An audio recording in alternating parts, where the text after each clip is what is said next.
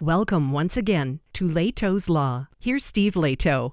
We've got an update to a story I did not so long ago about the guy in court who was a defendant who became upset, shall we say, with the ruling of the court, and at that point jumped over his desk and also leapt over the bench to go after the judge. And a friend of mine works in that courthouse, spends a lot of time there, and he was talking to me about it, but of course it was in the news, and nowadays everything's on camera because of course it is.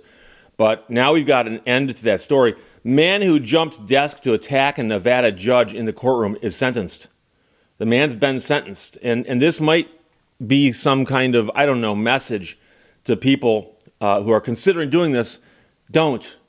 The man was captured on courtroom video attacking a judge in Las Vegas. He's been sentenced to at least 26 years in prison.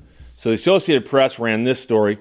The man was captured on video attacking the judge in a Las Vegas courtroom after vaulting over her bench and a desk, has been sentenced to decades in prison. And if you saw the video, he was almost immediately being pummeled by other people. And of course, their bailiff's not far off. And so you're not going to get very far doing something like this. Perhaps venting a little bit of your anger, but I suspect you're going to get more dealt back to you than you're going to be able to dish out. But the man was ordered on Tuesday to serve between 26 and 65 years in a Nevada prison for the attack on the Clark County District Court judge. KLAS TV in Las Vegas has reported. Now, the man is 31 years old, and so, of course, he served out all of that. He'd be getting out when he was 96. He pleaded guilty, but mentally ill, to attempted murder and other charges, ending his trial shortly after the judge had testified that she feared for her life when the man vaulted over her 4-foot-high bench and landed on her. And I know people who saw the video and are like, wow, it was actually kind of impressive that the guy cleared the bench as efficiently as he did.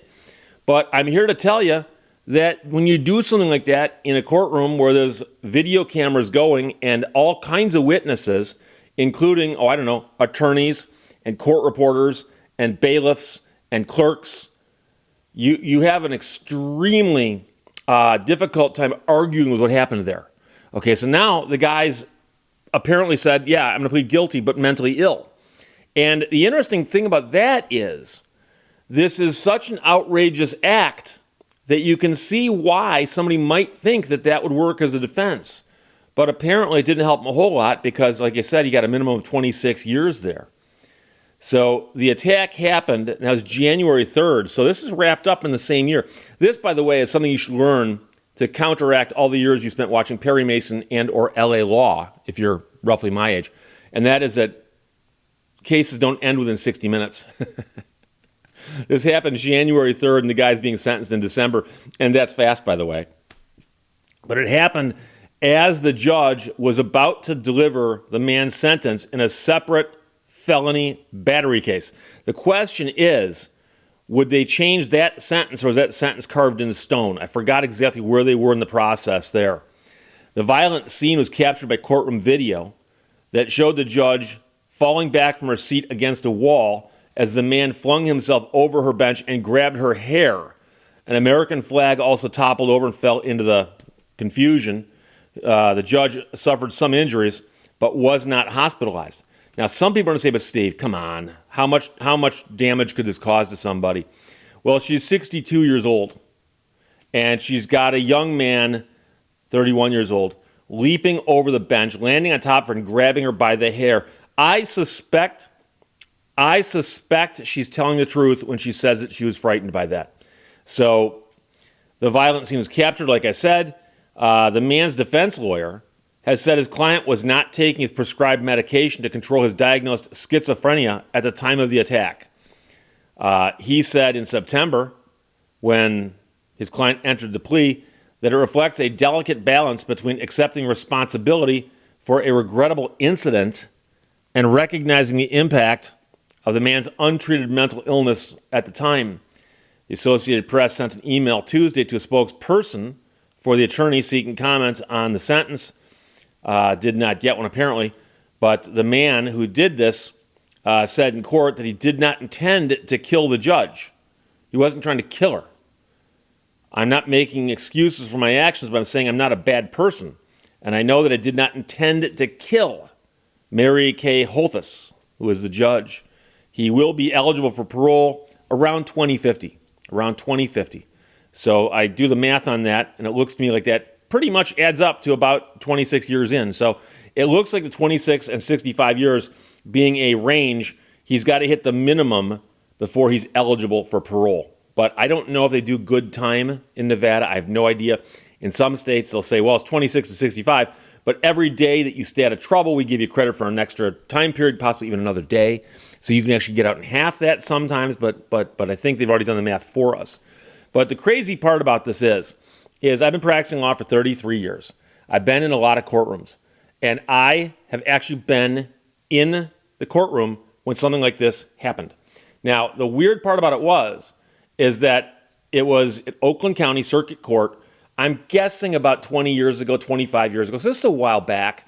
But a guy upset, presumably by something the judge had said or was about to say, ran between the two, there's two tables, counsel tables, and he ran between those two and tried to jump over the bench. And some of the courthouses in Oakland County have got benches that are elevated just a little bit.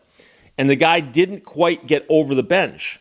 And the judge just stepped behind the bailiff into the hallway, and there's a door there that can be locked. So the judge just disappeared like that. And the bailiffs at the time were Oakland County Sheriff's deputies. And so they subdued that guy real fast. And so for that little act that the guy did, I don't know what became of him. I never followed up on that one. Didn't make the news for some odd reason. But I suspect it didn't help his case any. And so it's kind of strange. These things make the news because they're that unusual. If you read Helter Skelter, the Bugliosi book about the Manson murders and trial, you know that in that trial, there was one of the defendants who attempted to go after the judge, I believe armed with a pencil. And again, it made the news and it made the book because it's an unusual thing. And it's never going to help you. I don't know how else I can explain this to somebody, but you can imagine that if you're the attorney for this guy and this guy goes off and does that, you're just standing there like, oh God, this is not good. He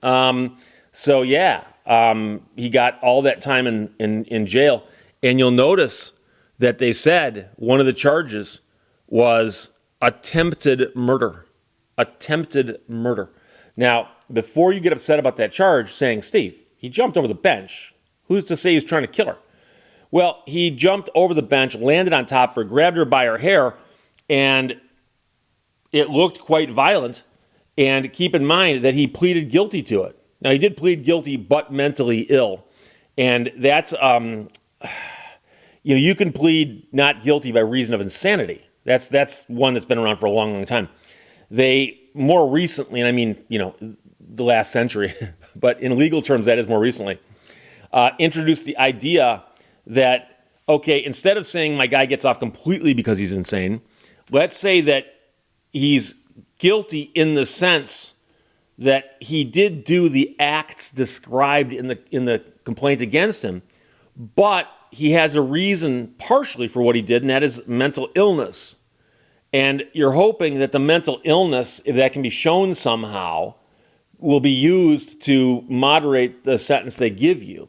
Now, here, 26 to 65 years doesn't sound like they did that.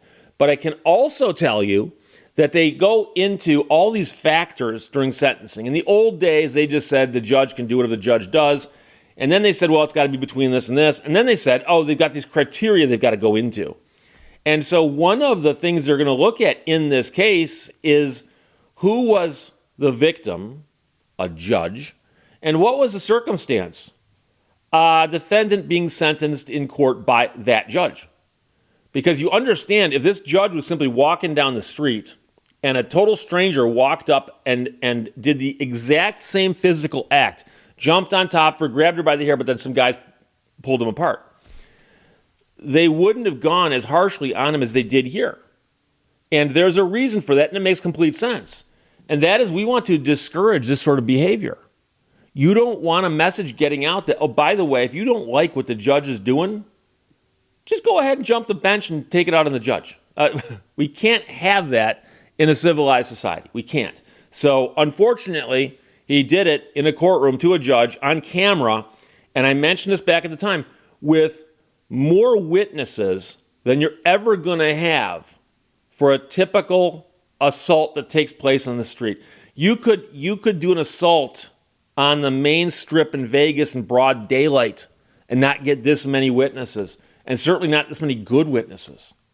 Because you're going to have, like I said, attorneys, clerks, bailiffs, people in the gallery, if you wanted to ask them to, and all these witnesses are going to say, yeah, I was sitting there and all of a sudden I see this guy jump over this, and some of them will have to admit, I couldn't see what was happening behind the bench, but the clerks who are back there and the bailiffs who are back there could say, yeah, we saw it. So it's an end to the story. So, man who jumped a desk to attack a Nevada judge in the courtroom is sentenced. And keep in mind that he actually got over the bench that is the place where the judge sits and got on top of her before he was pummeled and pulled away. So the Associated Press reported that man who jumped the desk attacking a Nevada judge in the courtroom is sentenced 26 to 65 years. Questions or comments, put them below. Let's talk to you later. Bye-bye. Thank you for watching Lehto's Law. Don't mistake my kindness for weakness.